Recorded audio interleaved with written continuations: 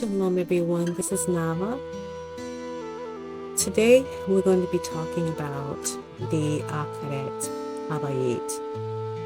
It's a very fancy word to some, but simply in the Hebrew it means the foundation of the home. And we're talking specifically of the woman who is the foundation of the home. And in that conversation, we would like to talk about homemaking. Now, I'm not talking about the physical keeping of the house, although that's definitely a part of what we do. But I'm speaking of making of the home, and specifically prayer and the scriptures, which are the main foundations of making. So in our Western, Greek-minded, independent style of thinking, have we considered that anything outside of Abba, his design, his will, and purposes is considered waste? The scriptures tell us that if anyone builds on the foundation with gold, silver, precious stones, wood, hay, straw, each one's work will become clear.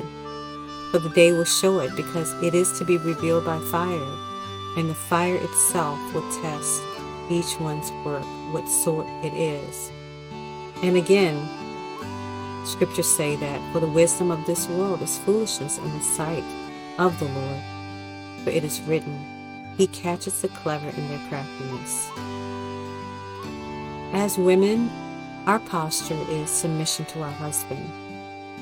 His posture is to lay down his life by building the foundation in us to wash us with the cleansing flow of Yeshua's word, to fashion or build the wife and present her to himself. Abba is the first family. All family comes from him. Now we choose to join his community by blood covenant, by identifying with Yeshua's voluntary death, laying down our lives as he did, and taking on his life by learning to love him, learning to rely on, hope in, and obey him.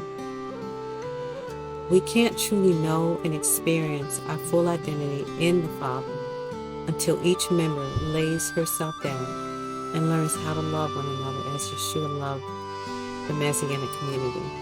Then and only then will we know his power.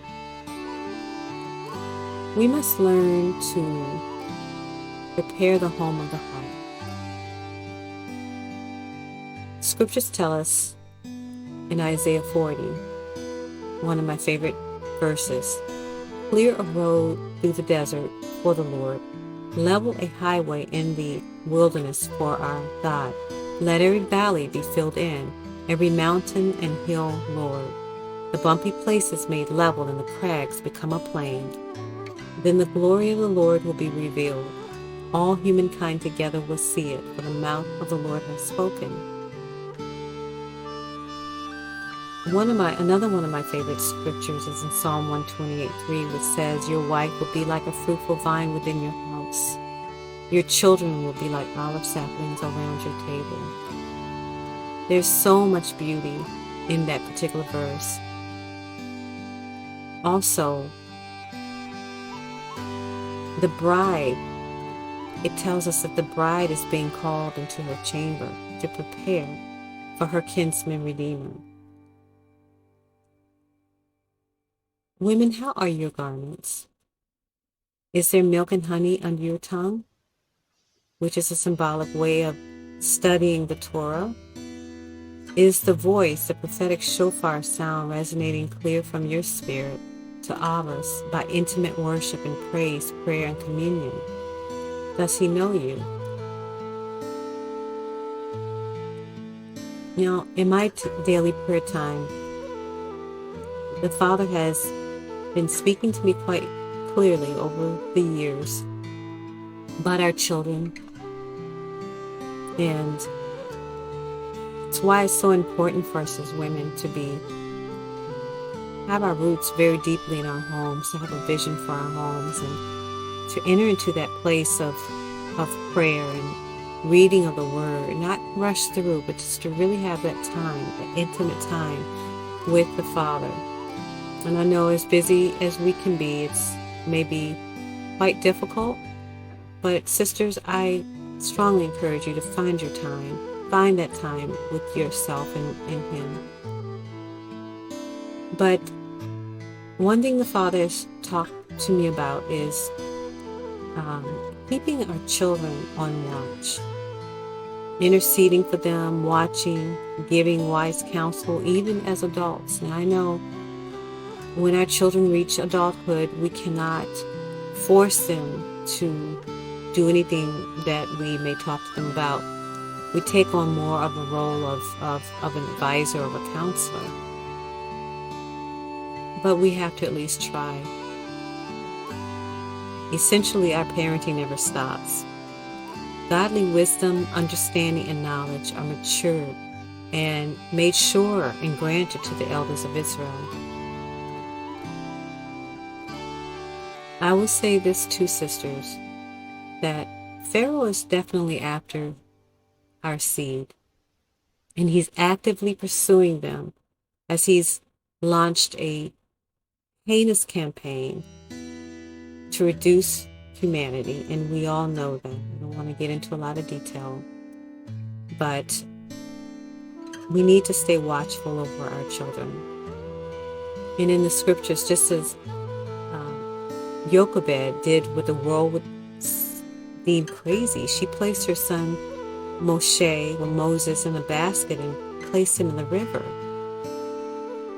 Baskets represent the will, the motherly love, protection, or insight that a mother cares for her child his entire life. The basket that Moses was carried in was an ark. Just as Moses' name means drawn from the water, drawn from one mother's love to another's compassion.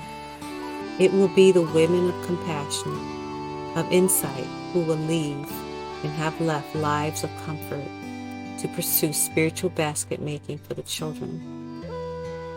Moses was placed upon and in the midst of water. Our remnant children are facing dangers as in days of our ancestors, and it will take focused intercession, cultivated love for them, Velcro cohesiveness to them in the face of edicts formulated to destroy the father's seed. Keep them hidden from the world's ways, mothers. Although they're in the world and may have had worldly influence, repent, mothers, and draw them out of the water by your prayers, by your hard and devoted love, by the law of your tongue. Do not allow them in places in your decisions now where it would be hard to draw them out later. Our Father is calling our children back home in this season, especially our adult children. Mothers, be about the business of basket making and maintaining for your children. Keep them covered in the ark of prayer. Fill their baskets with what your hands have produced. Dwell with them in any and all capacities that are needed for the times. Keep watch over them. Keep them close, just as Jochebed instructed Miriam to keep watch of Moses. Your sisters in the faith are your eyes extended. Make the weave of your community of sisters tighter in this hour. Feel each other's sorrows.